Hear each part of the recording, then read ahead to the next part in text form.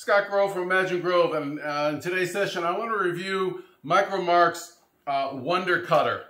And boy, this is a great little tool. Now, I want to start off saying that I'm not sponsored or being paid by them or anything else. I've got this tool, and I'm primarily a veneer inlay kind of guy, so that's what I bought it for. But I find myself using it for a lot of other things. Takes a little getting used to, so I want to kind of give you a little review about it. So what are we talking about? This is basically an ultrasonic X-Acto knife. It's got a very fine blade here, and it pulsates at 40,000 oscillations a second, and you can't even see it move. You know, it just kind of hums, if you will. And what that does is it allows you to cut really smoothly and quickly through a variety of materials.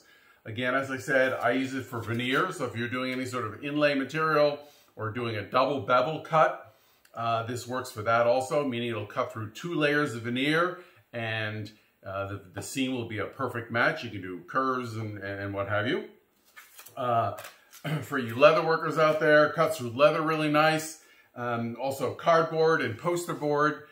I found it great for using templates, so if you want to cut sort of the exact same curve, you can sort of use a template and repeat that cut.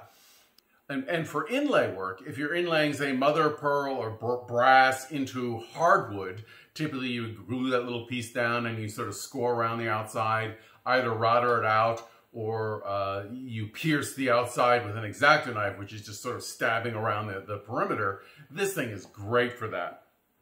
At first I was a little concerned about replacing the blade. Oh, that's how they get you. You got to buy a lot of blades. I don't even know how much the blades are, because I use these little sharpening cards. These diamond sharpening cards are great, and I just sort of tune up the blade on that, and boy, I get a razor edge every time. And when I do reviews like this, I want to tell you the positive and negatives. I'm not holding any punches here. A couple things that I don't like about it is the cord is a little short. So if you got an extension cord, this thing's hanging on the ground, it barely makes it to the ground. So you don't have a lot of room to sort of move it around. So I have to keep sort of the extension cord on the bench. You know, not that big of a deal. This extension cord to the device might be a little short too. I don't know. It depends how far. I'm working on a larger veneer project, so that kind of a little goofy. It has a storage place here. It has a little stand that you can stand it up. It is also battery operated, which I really like. So you can unplug it and you can move it around real quick if you just got to go over to the other side of the shop and make a quick cut. You don't have to plug it in. It has a belt loop, so you can hook it on your belt and sort of walk around. I don't know if you're trimming things in the garden. I don't know, you know, what other applications this has, but I can see a lot of potential for it.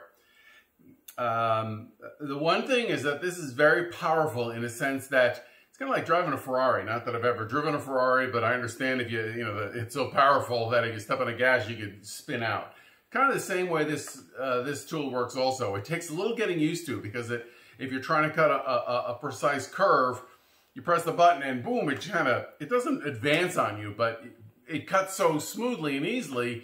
If you're not twisting and turning to make that curve, you can easily go off your line. So you got to sort of slow down and really understand that the power behind this thing. If you go too slow and or the blade is a little dull, it will burn the material. I'm primarily, again, dealing with a veneer, so it'll burn the edges of that. I did try some jeweler's lubricant, which really seems to help, and or just sharpen a blade. I don't get much burning anymore, but there are some occasions that happens. It is so powerful, I actually don't like using my good cutting mat because it sort of cuts through that also. So I typically use a 1/4" MDF, which is a medium density fiberboard. That works really well. But in combination of sort of my scroll saw work, and then I use this for inside corners or touching up or fine inlay, like this little keyhole eye piece I just finished. I used it for the eyelashes after the fact, because in this particular piece, the marquetry was the eye, then that was inlaid in a piece of solid wood, so I had to put the eyelashes in after the fact, and I wanted the eyelashes coming out of the keyhole, you know, onto the hardwood. So I had to do the eyelashes after the fact, and in this case, the only way to do it would be with an X-Acto knife, so it would be a little taxing, and I'm kind of going from veneer to hardwood. So this was a perfect application for that, and it was so easy, and I could go cut straight or bevel, and I cut these little tapered pieces in. So very happy with how that works out. So I think that's all I got to say about Wonder Cutter, ultrasonic X-Acto knife. If you're a hobbyist or a multimedia artist like I am, I think you're going to find this very, very useful. It is specialized, but it seems like when I'm doing fine cutting, I'm always kind of pulling this baby out and using it. So I hope that helps. Thanks for watching. Please follow, subscribe, and link and all that stuff. So